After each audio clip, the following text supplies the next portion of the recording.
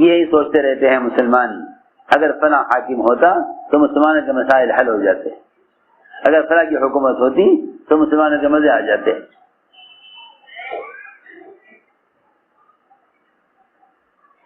ہر زمانے میں بیچارے یہ سوچ کر میں رائے دیتے ہیں انتخابات میں کہ شاید یہ مسلمانوں کے حق میں ہو، یہ مسلمانوں کے حق میں ہو۔ اغیار سے مسائل کی امید کرنا ایسا ہے جیسے کسی جانور سے اپنے کسی مسئلے کے حل کی امید کرنا۔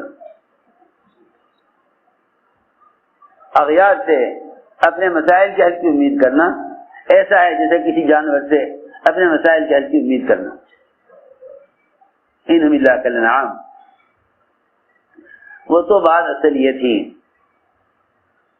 کہ حضرت فرماتے تھے کہ اللہ نے مسلمان کو مخدوم بنایا تھا، اور ساری کائنات اور کائنات میں بسنے والے تمام اغیار انہیں مسلمانوں کا خادم اور غلام بنایا تھا۔ یہ جزیہ غیروں سے لیا کرتے تھے، یہ جزیہ غیروں سے لیا کرتے تھے۔ اس زمانے میں مسلمان جزیہ غیروں کو دے رہا ہے، زکوٰۃ کی تھوڑی سی رقم کو بچایا تھا، زکوٰۃ کی تھوڑی سی رقم کو بچایا تھا، اللہ نے زکوٰۃ کی رقم سے کہیں زیادہ ٹیکس ان پر مسلط کر دیے۔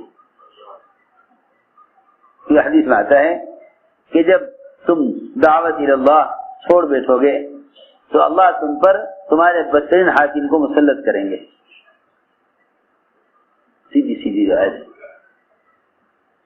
کہ تم بلائی کو کرنا چھوڑ دو گے، برائی سے روکنا چھوڑ دو گے تو تم پر بدترین حاکم مسلط کیے جائیں گے۔ رہے بیچارے مسلمان وہ یوں کہہ کر اپنی کو تسلی کر لیتے ہیں کہ بھئی کیا کریں، ہم پر ایسے بدترین حاکم مسلط کیے گئے ہیں، حالانکہ اعمالکم اعمالکم، کہ تمہارے جیسے اعمال ایسے تمہارے اوپر حکام،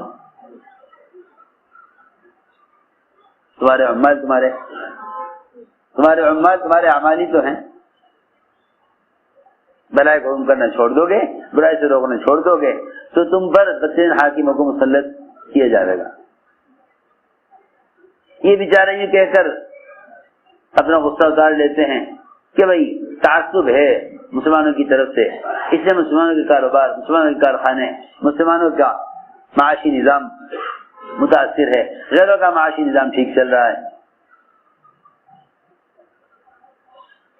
اس لیے میں نے عرض کیا کہ اللہ رب العزت انبیاء علیہ السلام کو بھی جو اسباب دیتے ہیں اس میں بھی اللہ تعالی ناکامی لے آتے ہیں، دو باتیں بتانے کے لیے۔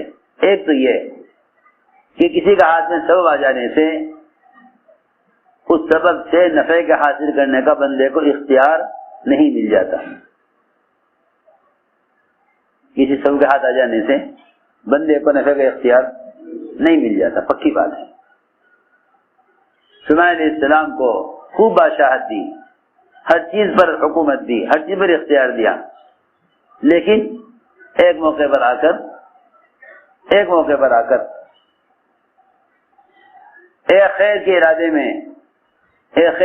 میں سلیمان علیہ السلام ناکام ہو گئے۔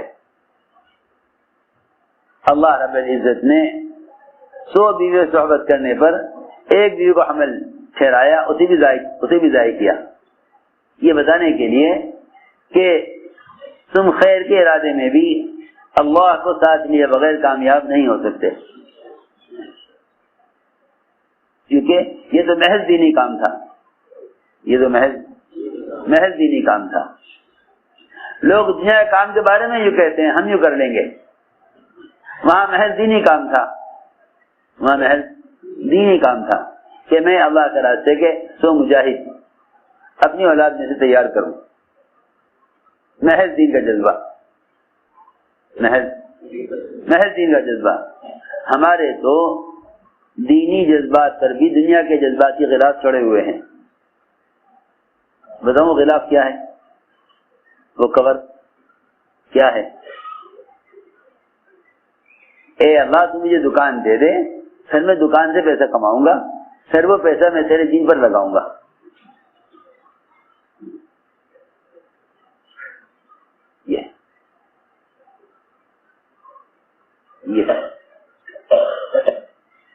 آپ کسی سے کہیں کہ بھائی آپ میرا یہ کام کر دیں، پھر میں آپ کا یہ کام کروں گا،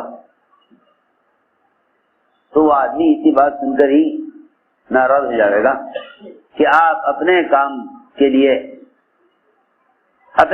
مجھ سے کام کرا رہے ہیں، مجھے میرے کام کا لالچ دے کر اور مجھے نفع کی امید دلا کر۔ دنیا والے اس بات کو پسند نہیں کرتے، دنیا والے اس بات کو پسند نہیں کرتے۔ اللہ کی ذات تو بہت غیور ہے، اللہ کی ذات تو بہت غیور ہے۔ یوں کہہ کر تم تجارت میں پڑ جاؤ کہ میں کما کر دین پر خرچ کروں گا۔ جس طرح اللہ مستغنی ہے، اللہ کا دین بھی مستغنی ہے۔ میں نے عرض کیا کہ ہم نے اسباب اور تجارت میں یہ خیال کیا ہوا ہے، اے اللہ دکان دے دے، پھر دکان سے کما کر تیری پر خرچ کروں گا۔ دیکھو یہ بہت سوچنے کی بات ہے۔ لئن آتانا من فضلہ لنصدقن ولنکونن من الصالحین فلما آتاہم من فضلہ بخلوا به فلما آتاہم من فضلہ بخلوا به۔ یوں کہہ کر اللہ سے اسباب مانگتے ہیں کہ ہم ان اسباب سے کما کر تیری پر خرچ کریں گے، اسباب سے کما کر تیری دین پر خرچ کریں گے۔ فلما آتاہم من فضلہ بخلوا به، اللہ جب انہیں فضل دیتے ہیں تو پھر یہ اب مال آئے گا تو مال کے ساتھ مال کے تقاضے آئیں گے، مال کے ساتھ دنیا کی محبت آئے گی، مال کے ساتھ دنیا کی محبت آئے گی۔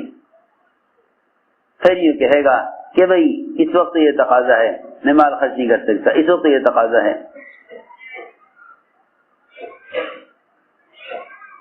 صحابہ نے جب یہ سنا کہ ایسا زمانہ آنے والا ہے کہ ایک جوڑا صبح کو پہنیں گے، ایک شام کو، ایک پیالہ کھانے کا صبح آئے گا تیار، ایک شام کو۔ صحابہ نے عرض کیا کہ یا رسول اللہ یہ زمانہ کب آئے گا، یہ زمانہ کب آئے گا، یعنی جلدی سے آ جاوے، یہ زمانہ جلدی سے آ جاوے تاکہ ہم دین کے تقاضوں کے لیے فارغ ہو جائیں۔ کپڑے بنانے کا فکر ہوگا نہ کھانا بنانے کا فکر ہوگا، ایک پیالہ صبح کو کھانے کا تیار، ایک شام کو، اور ایک جوڑا صبح کو بدلیں گے، ایک شام کو۔ اتنے کپڑے ہوں گے تو پھر کیا ضرورت کمانے کی، سب کے بدن ڈھانکنے کا کپڑا ہے، اور صبح شام کھانا تیار، ایک پیالہ صبح شام کو، تو پھر کیا ضرورت ہے کچھ کرنے کی۔ صاحب نے کہا یہ زمانہ کب آئے گا؟ آپ نے فرمایا تم آج اس فقر میں اس زمانے کے غنا سے زیادہ بہتر ہو، تم آج اس فقر میں غنا کے زمانے سے زیادہ بہتر۔ آپ نے اپنے صحابہ کو دنیا کی مشغولی سے ڈرایا تھا، صحابہ کو دنیا کی مشغولی سے ڈرایا تھا کہ مجھے تم پر اس بات کا اندیشہ ہے کہ ایسا نہ ہو کہ تم پر دنیا کھول دی جاوے، اور جس طرح پچھلے لوگ دنیا میں لگ کر دین سے غافل ہو کر ہلاک ہو گئے، یہ دنیا بھی تمہیں غافل کر کے ہلاک کر دے۔ تو آپ نے یہ بھی کہا کہ ہاں بھائی پھر تمہارے لیے سہولتیں ہو جائیں گی اور پھر تمہیں دین کا کام کرنے کا زیادہ موقع ملے گا۔ میں یاد کر رہا تھا کہ لوگ بجائے اللہ سے حاجت مانگنے کے سبب مانگتے ہیں، جب سبب مل جاتا ہے پھر یہ کہتے ہیں کہ اللہ نے اس کام کا ہونا طے کر دیا۔ کیسی عجیب بات ہے، بیماری آئی اللہ سے دوا مانگ رہا، اے اللہ ڈاکٹر مل جاوے، ڈاکٹر مل گیا، اے اللہ یہ دوا مل جاوے۔ ارے تو اللہ سے دوا کیوں مانگ رہا، اللہ سے شفا کیوں نہیں مانگتا؟ دوا استعمال کی چیز ہے اور شفا مانگنے کی چیز ہے، مگر مشکل یہ ہے کہ لوگ دوا کے ذریعے شفا مانگتے ہیں، وکیل کے ذریعے مقدمے میں کامیابی مانگتے ہیں۔